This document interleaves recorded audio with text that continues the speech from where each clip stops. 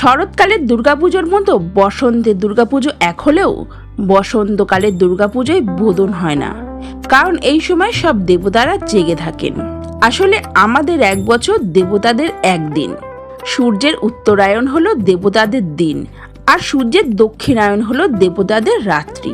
পৌষ মাসে মকর সংক্রান্তিতে সূর্যের উত্তরায়ণের গতি হয়। মাঘ, ফাল্গুন, চৈত্র, বৈশাখ, জ্যৈষ্ঠ, আষাঢ় এই 6 মাস হলো দিন।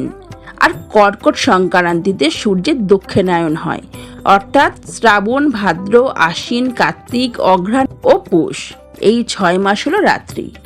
এই অঘ্রাণ মাসে রাবণকে বধ করার জন্য ব্রহ্মদেবের আদেশে শ্রী রামচন্দ্র দেবী মহামায়াকে ঘুম থেকে তুলে পুজো দিয়েছিলেন, অর্থাৎ অকাল বোধন করেছিলেন।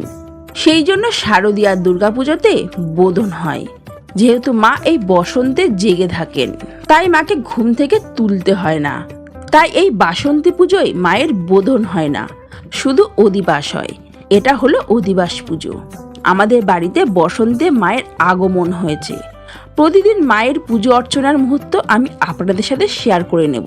শনিবার রাত 12টায় মহাঅষ্টমীর সন্ধি পুজোর মুহূর্ত নিয়ে লাইভে আসবো। সবাইকে বাসন্তী পুজোর অনেক অনেক শুভেচ্ছা। জয় মা, জয় মা দুর্গা।